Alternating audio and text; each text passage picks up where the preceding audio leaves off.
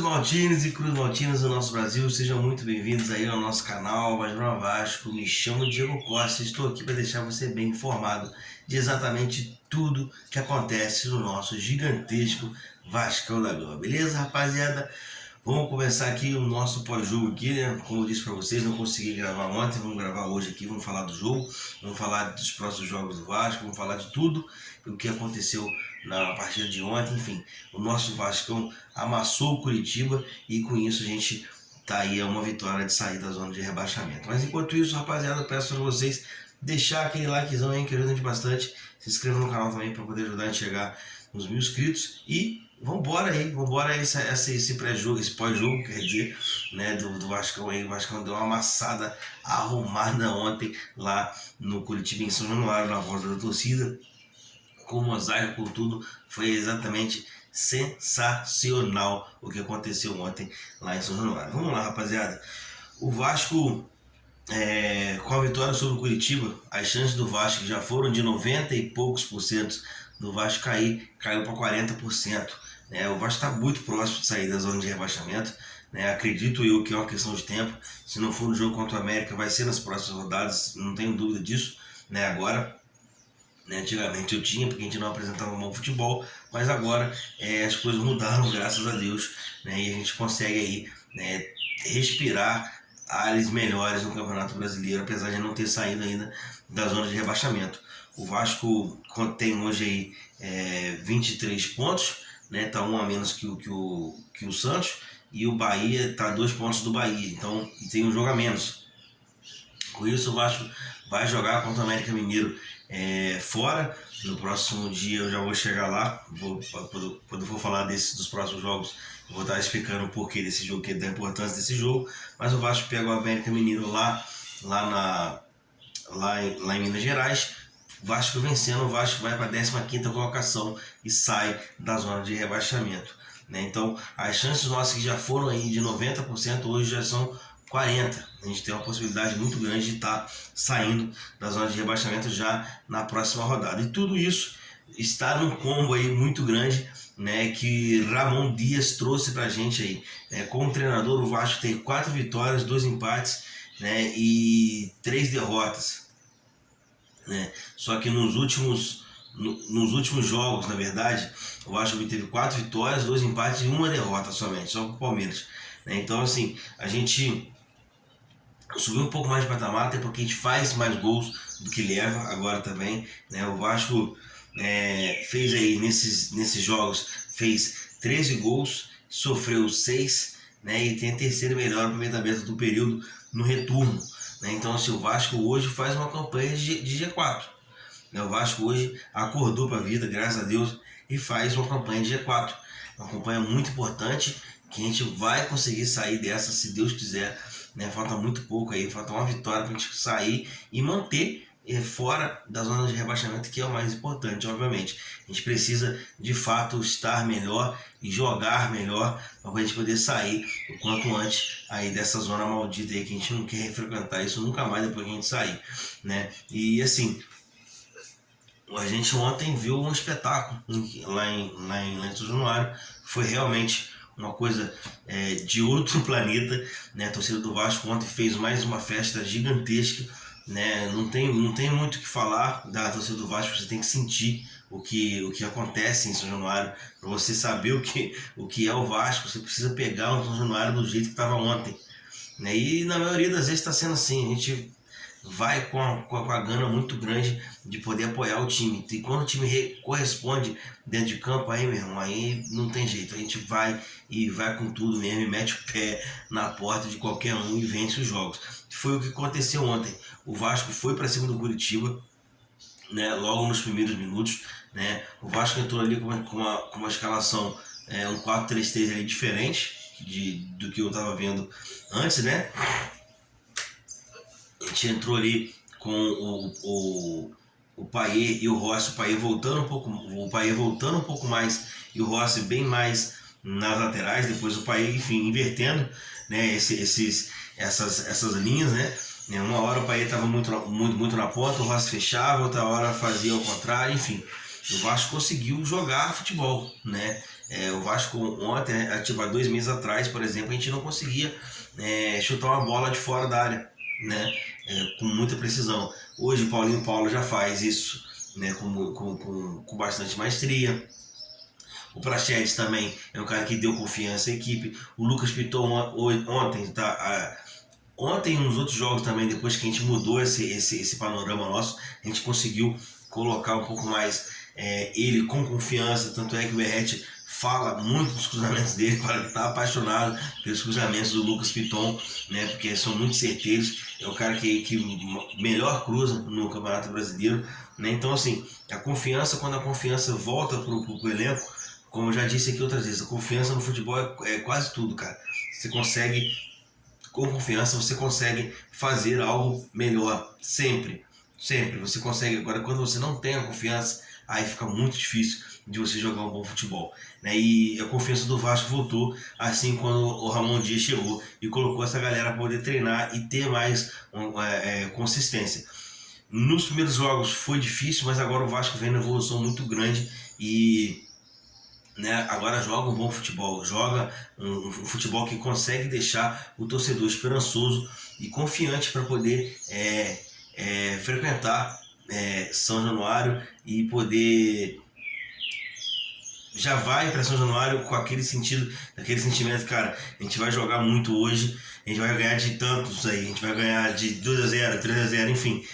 Antigamente o torcedor ia pro estádio, já ia normal mesmo, né? E ia pro estádio com aquele sentimento, cara, vamos lá, vamos apoiar, porque a gente não sabe o que vai acontecer. Hoje não, hoje a gente vai, a gente apoia, a gente sabe exatamente o que pode acontecer, porque o Vasco hoje joga futebol. É diferente de 2 meses atrás, né? Enfim, vou estar passando jogador por jogador aqui para vocês, para a gente poder falar dos próximos jogos do Vasco também, que tem uma sequência muito importante no Rio de Janeiro, que eu já passo para vocês, né? O Vasco começou, né, com o Léo, né, o Léo Jardim. Ontem não foi muito exigido, né, graças a Deus, né, passou ali um pouco despercebido, né? Ele teve ali alguns momentos na partida que ele apareceu, mas não foi lá nada muito grave. Quando tomou o gol também não foi culpa dele, né? Assim, de coisa, o cara entrou batendo, enfim, cruzamento na área, a zaga acabou falhando, batendo cabeça, mas já estava 4-0, então meio que compensou, né? Mas o fato é que não teve muito, o Léo Jardim não teve muito trabalho ontem, graças a Deus. O Puma Rodrigues, cara, Puma Rodrigues recuperadíssimo na mão do Ramon Dias. Eu falei isso nos vídeos anteriores. Ramon Dias teria o potencial, sim, de poder recuperar o Puma Rodrigues. O que jogou o Puma Rodrigues ontem foi brincadeira. Ele quase fez um gol, né? Eu só acho que ele pecou na finalização quando estava 0-0. Uma bola cruzada na área, ele cabeceou. O goleiro pegou, ele cabeceou pro chão de novo, em cima do goleiro. O goleiro pegou e depois ele chutou. O goleiro rebateu de novo e ele chutou a bola em cima do goleiro. Eu acho que na primeira, se ele cabeceia, o goleiro pega. Se ele cabeceia meia altura, a bola entrava. Mas ele cabeceou pro chão, né? O goleiro acabou pegando, mas enfim, né? Ali é um pouco mais do caguete do atacante, né? Que não é o caso dele. Medel, cara, que falar do nosso pitbull, né, cara? O cara, ele muda totalmente o espírito do time quando o time tá em campo. É impressionante o que o nosso capitão, a importância dele dentro do nosso time, do nosso elenco. O Medel é um cara que passa confiança para os demais. É impressionante. O Léo que vem jogando, o Léo do lado do Medel é algo absurdo, né? O Léo já vinha numa crescente, era o único jogador do Vasco que estava regular. Com a chegada do Medel, o Léo subiu de produção. Ficou muito boa essa zaga de Léo e Medel também.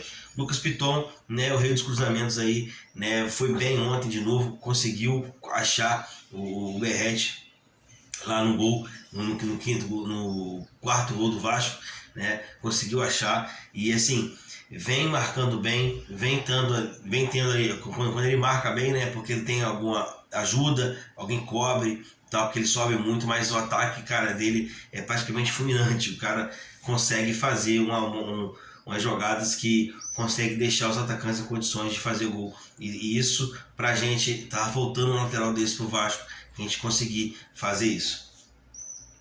Paulinho, Paulinho, cara, comendo a bola desde quando chegou, queimando demais a minha língua, o Paulinho, graças a Deus, né? Mas o Paulinho é um cara que foi bem ali.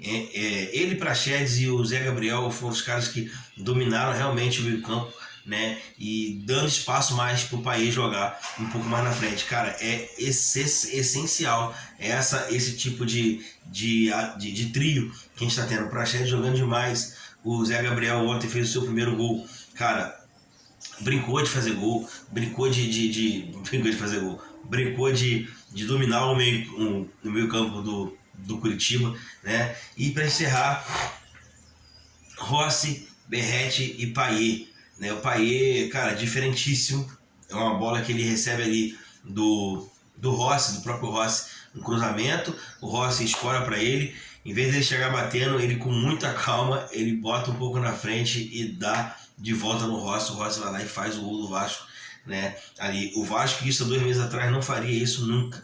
Ele ia chegar bicudando, era tudo para poder fazer o gol logo. Hoje o Vasco consegue pensar, raciocinar e colocar em prática no futebol. Berrete, esse cara não perde uma bola, é impressionante o que esse cara consegue ganhar no alto.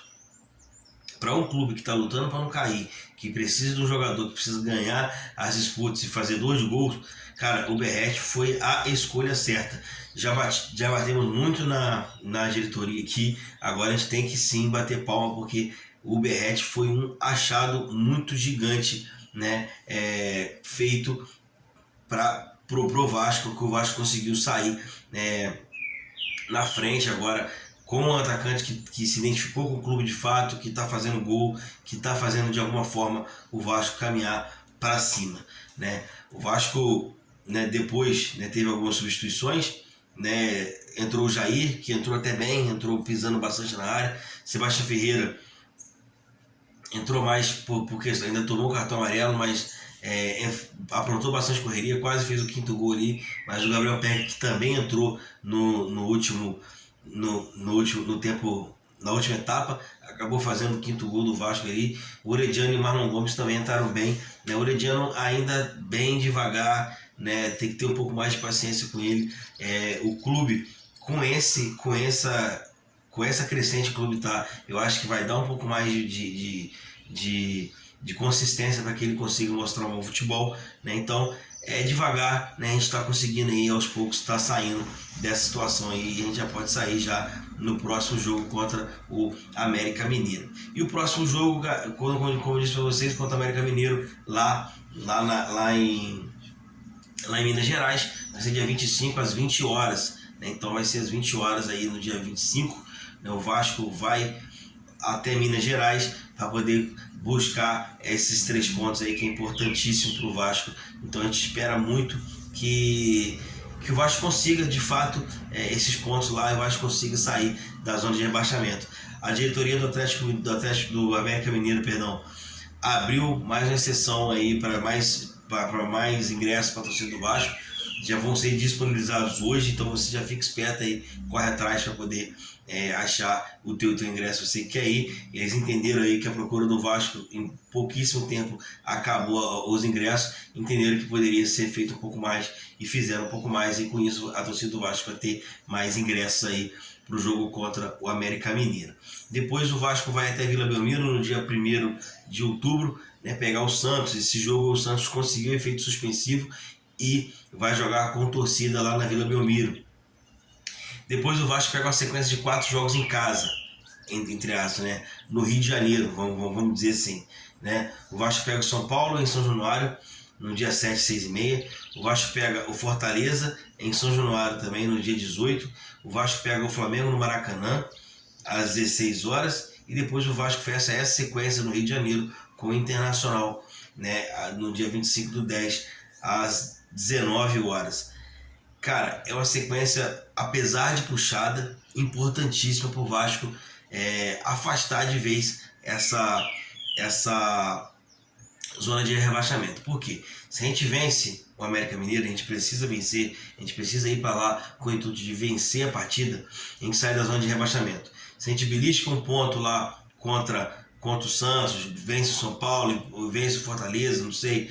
Enfim, se o Vasco faz aí, tem 6 jogos, 3, 6, 9, 12, 15 e 18.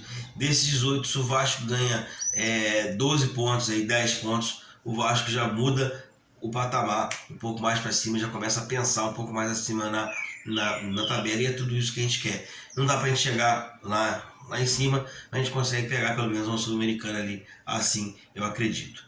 Muito feliz com a vitória do Vasco, vejo o Vasco jogando futebol, vejo o Vasco competindo, vejo o Vasco dando tudo de si para poder conseguir sair dessa zona de rebaixamento. Vai conseguir, não vai cair, e vamos embora, a gente está sempre do lado do nosso gigantesco. Beleza, rapaziada? Eu vou ficando por aqui. Mais tarde aí eu volto com mais notícias do nosso gigantesco. Um abraço a todos aí e tamo junto. Valeu! Bom dia a todos aí, boa sexta-feira e bom final de semana para todo mundo. Valeu, Deus abençoe.